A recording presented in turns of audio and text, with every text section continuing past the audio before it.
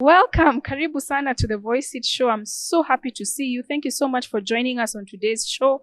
Thank you so much for also joining us in our very first show that aired. If you haven't seen it, please tune into our YouTube page where you can see it and also give us your feedback. Thank you so much once again. My name is Connie Kireka. I'm the host of Voice It Show. And shortly, you'll also meet my co-host, who will also be part of the team. Now, just to bring us into the context of what are we going to talk about today. And this is something which has really affected us as Kenyans and the world over. And we cannot go ahead and talk about other things if we have not addressed this main issue. And you know what I'm talking about. This is COVID-19, something that started as in a small way, all the way in Wuhan, in China, and it's gone and affected the entire world. That's evidence how the world is so small. And here in Kenya particularly, we have been affected greatly. Today as we stand, we have over 3,000 cases, almost 100 deaths, and the numbers keep rising with 100 digits almost every single day. So we cannot afford to ignore this thing. And particularly with a different angle, we're talking about how has COVID-19 affected businesses, you and I as people who are employed, or even hustlers, whatever field you're in, how has COVID-19 affected you? And today, to address that topic, we have two amazing guests, people who are experienced completely in the field of business and accounting. I, for one, don't understand business and accounting, so I'm so happy to have them on board. One of them is an extinguished business guru. He's been in the transport industry for the past 12 years. Anything to do with transport, he has the answers for you. And he's also had a lot of experience in business in general. He has a degree in business with a major in accounting. And also the other second guest that I talked about is a young millennial representing you and I, people who have not been able to work for so long but still have the capability. She has 3 years experience. She also has a degree in business, in finance and accounting. She's completed her CPA-K all the way until stage 6. This is something very impressive, and she's been able to work in the fields of operations, in accounting. And today we get to hear from them as to how COVID-19 has affected them in one way or the other. We want to find out their journeys. How have they decided to thrive in today's world? And some of the tips you and I can pick out as to how we can use them to survive and thrive in the world that we knew it. So let me not take too much of your time. Thank you once again for joining us. My name is Connie. Let's meet our distinguished guests today as we get to learn. Thank you. Join me today as we start this. Thank you.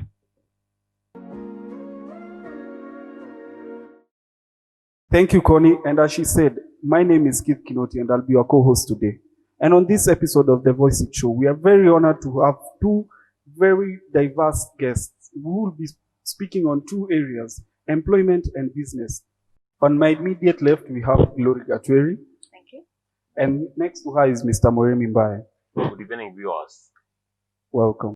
Karibu, Mr. Moremi. Thank you, Glory, for being here with us. We're so happy. Thank you for joining us again on The Voice It Show. Now, just to start us off today, Mr. Moremi, how did you start in the business field? And after you're done, of course, Glory will tell us how has your journey been in the employment field in Kenya. Mr. Moremi? I started my business way back in 2008, transport business. It was not an easy way to start off, just as you know. I had to work for it and tried very many other businesses before I settled on the current business that I am doing. And after trying on many businesses, I settled on transport business, which is basically the road transport. And once I tried my hand in it, I've found that the business was profitable to me and was manageable. Not just as I gave it a thought. I could move on with the challenges, and I'll say so far, up to now, the business is good, and I've been growing year in, year out, and so I look into a brighter future into it. You mentioned that you were in other businesses. What other businesses did you try before you settled into transport? Before I started the business transport, I was in the business of selling the petroleum products. Mainly, I was selling the LPG in bulk and the motor vehicle fuels, where I could look for customers and deliver to them in bulk, not having my own petrol stations. But of course, There were so many challenges with the multinational companies because we were getting our products from the independent dealers. And so out of those challenges, I had to leave the business and look for an alternative business. That is when I settled on transportation business. Okay. Okay, fine. And Glory, just give us a bit about your journey and how you've been employed so far for the past 3 years. Okay, thank you, Connie, for giving me this opportunity at your show. As a young adult, there was the transition from campus to the work area. So I finished the CPA first, then went to practice accounting. Then you first start as, either an assistant, then went back to school for the degree. Then I was able to grow and get a better position than I was before. So the transition, I can say it's not easy because, looking for a job as a youth and as a fresh youth, for beginners, it's not the easiest thing. Yeah. You have to apply jobs, write emails, check or create your LinkedIn account, check if there are any jobs out there, write a Monday, walk and look for jobs. And then once you position yourself, you have to there's proving yourself. Because once you position yourself, you have to prove yourself so that you can be taken in. Then once you're taken in, you work all the way to the top and you're not the only one. Other people are looking for jobs. And then, yes, that's how far I have come till now. So it's about positioning yourself, working hard to be retained until where you are today. Yes, as you start, you have to prove yourself. Yes.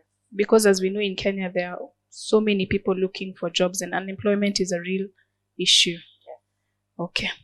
And now, Mr. Meremi, you've just told us that it's not business as usual anymore for you guys.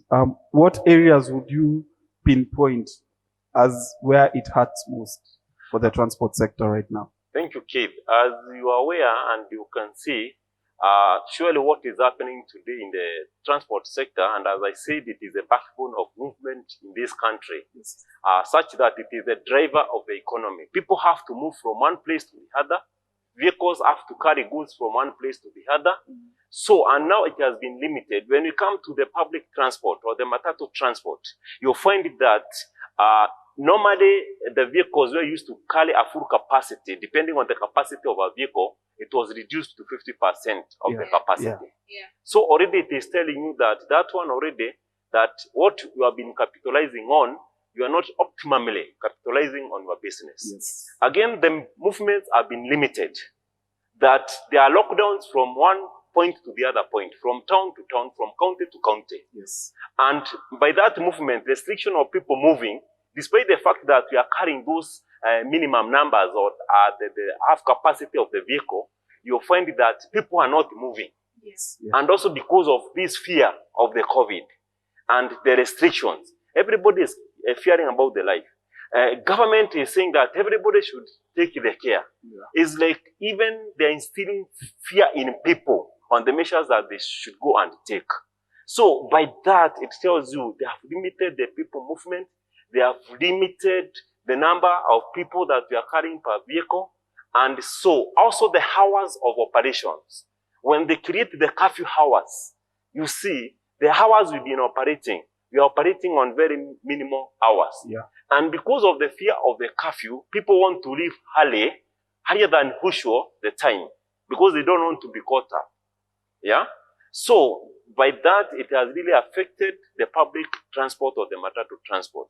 On the other hand, you also meet that by movement of goods, there are so many delays. You are told that the driver has to get the COVID certificate before you move from this county to this other county. We have no testing kits here in this country. There are not enough testing kits. You find that you are told by the results cannot, if once they are there, even the results you cannot get even by the minimum 24 hours they are talking. They are taking even a week before you get your results. Are you sure? It's 1 week. Because we see on the news, it takes about, they said they've reduced it to less than 24 hours. So are you sure that's what's happening?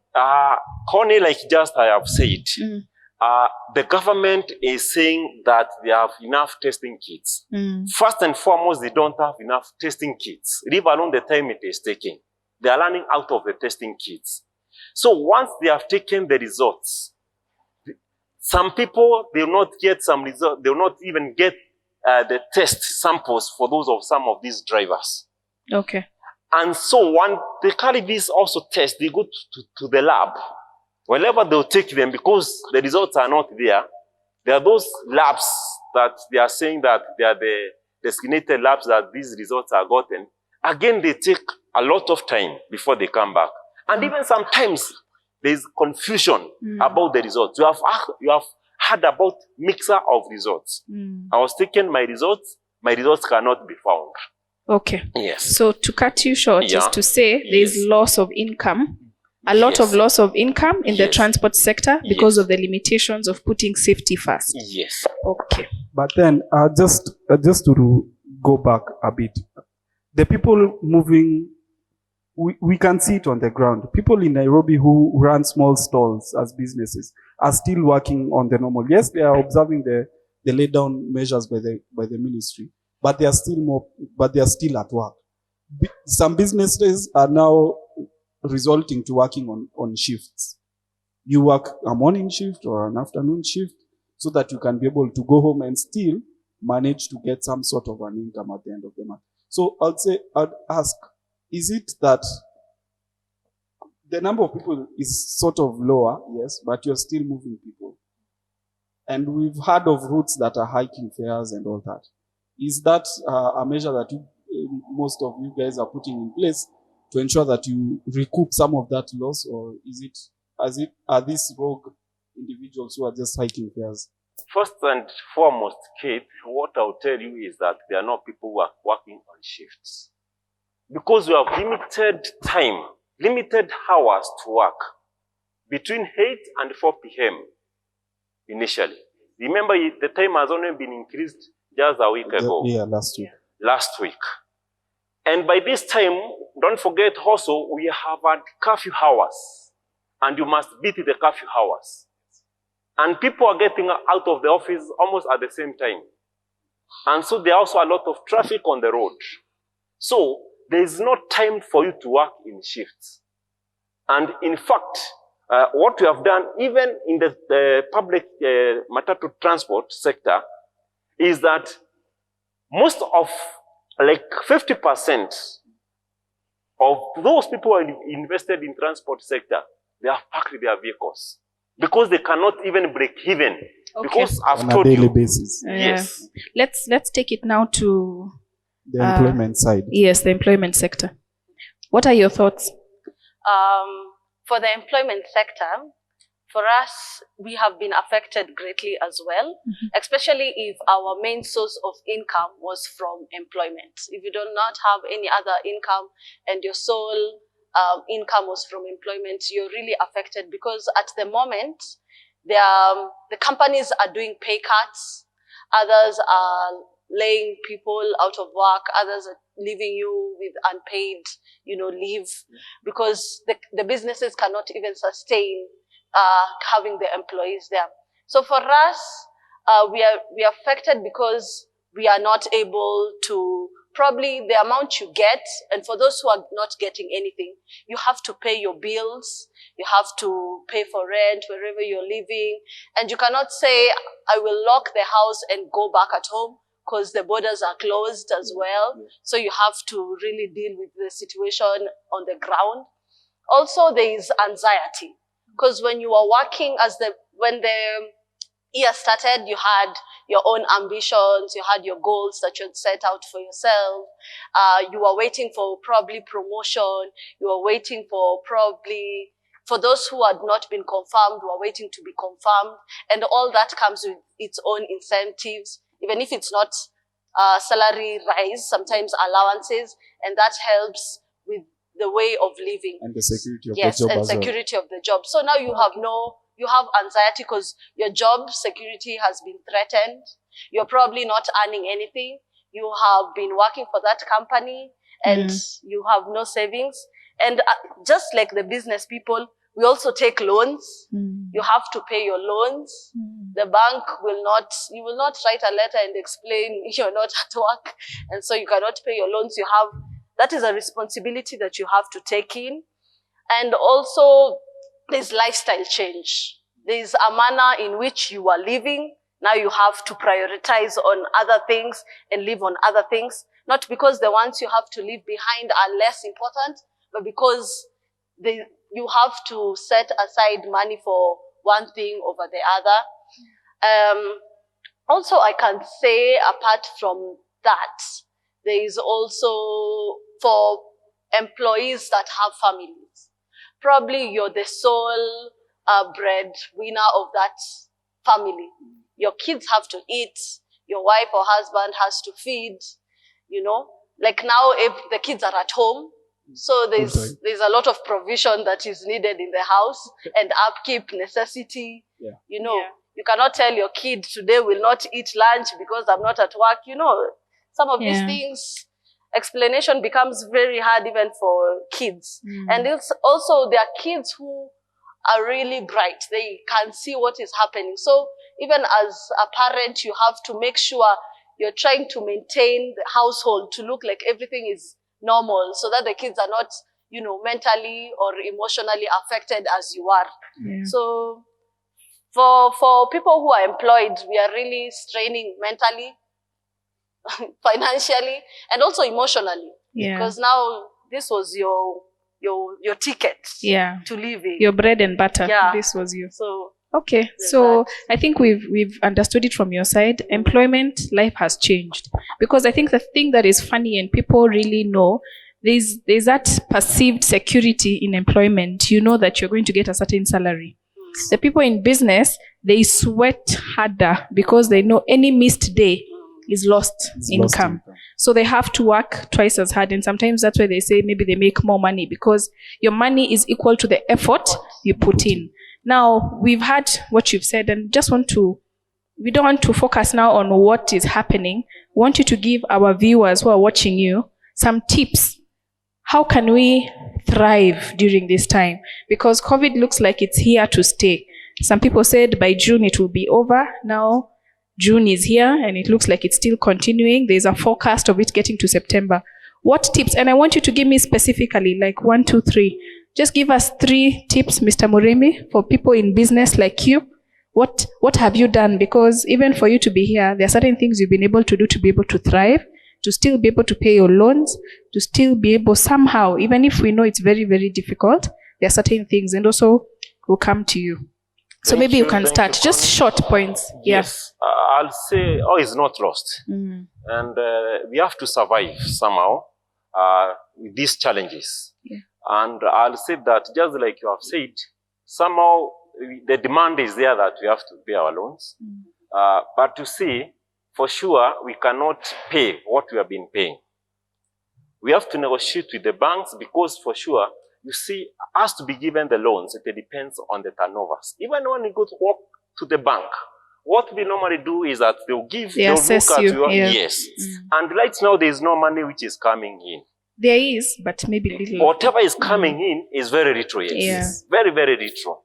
So you have to negotiate with them, and also they can look, and even they want to send some people in the field to come and evaluate how we are performing, so that at least they can give us a waiver.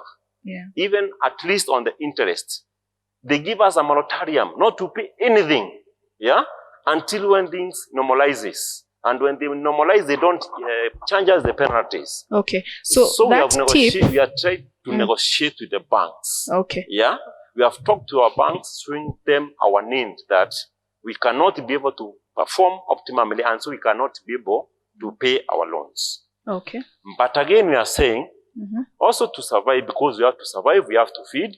Just like my colleague has said here, we have employed people to do this job. And transport sector has meant a very big employment in this country. It feeds so many people. And because these people have to survive, we don't want to just send them home if it is possible. So what we have done to survive also, we have cut their salaries.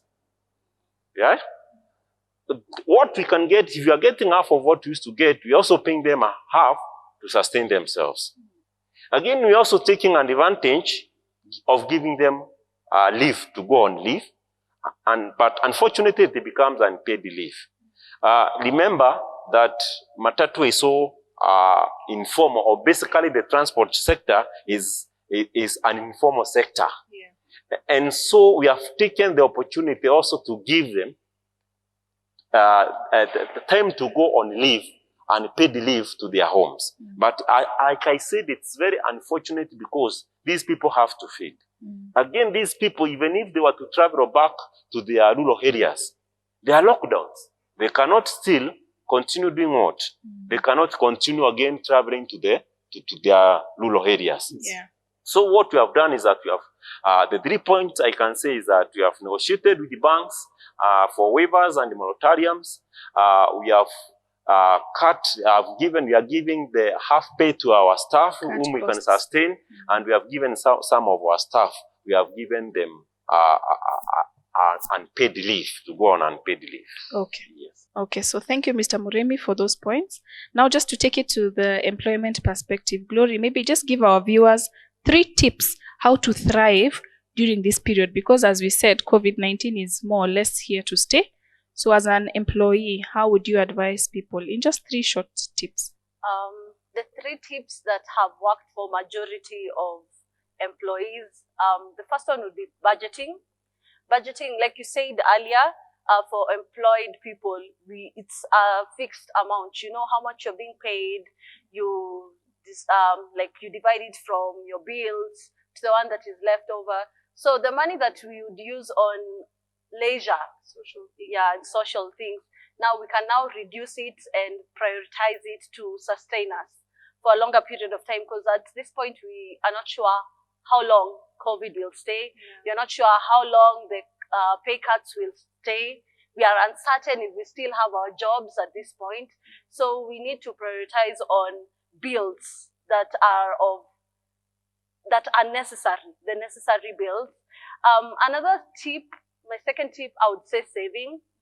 Savings in the sense that, before you knew that next month I'll get this salary, next month, the next month after that I will do this with my salary. So you probably had other plans like traveling, going out, seeing friends, hanging out. Now at this point, saving on the money you would have used on those things, you save more on them, so that in case of emergency, because at this point, anything can happen, the borders are closed. In case of emergency, your family can need help probably. So saving is a very big point. And for those who have extra money, there are people who have extra money in their account, they can try on investments, so that their return on the investments can at least help them sustain. It can become an income, in the future, in the near future. And my third tip can be other incomes, because at this point, if you have pay cuts and you had a lifestyle that you are sustaining, you can no longer sustain that lifestyle. It's unsustainable. So you need to look for ideas of making money, other incomes. We call them side hustle. Yeah. Yes. The side hustle culture in Kenya. Yeah. You need now to look for side hustle, because now at this point your salary cannot sustain you. Your lifestyle has changed. And as much as we are accepting the change in lifestyle, there is only to a certain amount of change you can live with, accommodate. Yeah. So having other income and side hustle can be also another way of surviving. Yeah. And also, for those who have extra, we can help those without, because you see, like for us who are employed, we know where, for someone who is working in the finance department and the cleaner, we are not on the same level. And we probably know the cleaner is the breadwinner of the family. You do not have excess, but you can have enough. You can even take just one family, assist them, until where you can. So I think at this point it's survival for the fittest, but you can also help each other. So I really like that point, and I think it's something which we've been called upon, especially as Christians and people who care about others in the society, over and above budgeting, as you've said, saving and investment, and also the side hustles or looking for other forms of income. One thing, and I'd like to encourage our viewers who are watching here, is let's remember to help. Let's remember to give to that person, the watchman, the person who is really suffering at this point, that person who was sent home. Please send them some money. Surprise somebody, your hairdresser, the one you've not visited in a long time. Send them something. Let's do. Thank you so much for that, Glory. Yeah. As we conclude and come to the end of today's show, I'd really like to know from both of you, probably starting with you, just to keep the momentum going. What are some of the lessons that you've learned that you'll implement in the future, just to mitigate whenever a crisis comes by? Hard lessons learned for myself is, first of all, that you should be ready for anything. Yes, indeed. Change is inevitable. Like, you do not know what will happen. So savings really help with that. And another thing is that you should make sure at your workplace, with all, to whatever extent you can, that you're not disposable. Because there are companies who have kept some employees, others have been laid off. So have been laid off. So you need to make sure at your workplace, whatever you're doing, you need to make sure you try to not be disposable. Because once you're disposable, you're going home. You can work, you can do your best and still be disposed, but these employees also can see, because they also want their business to continue. They can see who they need to keep at work. So you can, has taught us to do over and above what you need. What you're called upon. You're required to do at work. Yes. Thank you for that. Mr. Muremi, just like what Glory said, during this time, you have to adapt. There's no two way about it. What lesson would you give fellow business owners, people who are away from transport? What lesson would you tell them to take up now that will guide them in the future? God forbid there's another COVID 2021. What lesson have we learned at this stage so far? Probably what we can do, because we have to survive, just like you have said, we have tomorrow, we have to live tomorrow. We cannot just keep our mind confined. We have to open up. I think to survive and also to support other people, like I said, like now in the our industry of the transport, No, not in transport now. We won't talk about other sectors. Other sectors. Yeah. Okay, fine. Thank you, Connie. I'll say, like in other sectors, you have seen them devising where people have started working from home. They will cut costs so that even if you are paid your half pay, it means that there is no transport cost, there is no food from the hotels, and at least you're able to save from that. So I really encourage that we work from our homes, for where we can be able to work from our homes. There is e-commerce. You must not move there. Yeah. Despite that, transport, and I would love to make that business. There is e-commerce where we trade. We don't have to move physically there. Yeah. And locally we can see it happening through the parcel deliveries, like I said, because you see, you wonder, you are going from Nairobi to another remote area without you moving there. That's how we are starting up from locally here and growing up. So I believe working from home with the e-commerce, the IT technology has brought in a lot of things where we can market from the ITs currently. Everybody now has a phone, has the smartphones, where we have social created media. Social media, where we can market our goods. We have marketing platforms in these, where we can also market our goods locally. We must not move there. Also being innovative, I've seen some students who in the news who are working on their talents. People have talents. We must not do what we are doing as a business or profession, because the other talents which can bring us money. Let us also utilize our talents. Yeah, I like that. I like that, because even in the word of God, it says your talent will let you sit in front of kings. So let's be innovative. Even your talent can make you a business owner, which will in turn make you get income. And I think no one can take your talent away from you. Even whether it's in COVID-19, your talent is your talent. If you're a baker, you can always bake. and people will always want to eat food. I think we said that. So thank you so much, Mr. Moremi. And I think in that section, we are happy with the responses so far. Guys, we've come to the end of today's show, and it seems that we cannot exhaust this topic in just one episode. But on that note, I would like us to get a parting shot from each of our guests, starting off with Mr. Moremi. Thank you, our host. Like I said, I am in transport and particular matatu industry. You find that every time a matatu is in a traffic jam, it will always try to maneuver and find its way out. On the same, the optimists will always find an opportunity in every difficulty. But a pessimist will always find difficulty in every opportunity. Thank you for that, Mr. Moremi. Very powerful. And now over to you, Glory. What will be your parting shot? My parting shot would be, with the change with COVID-19, we do not know what is on the other side. The same way when Israelites moved from Egypt to go to Canaan, they did not know what was on the other side, but change was needed. So we should take change in the right way, because we do not know what is on the other side. And without change, there would be no butterflies. Thank you for that, Glory. Wow, guys, such powerful words. If nothing else, I hope you take those two statements with you home.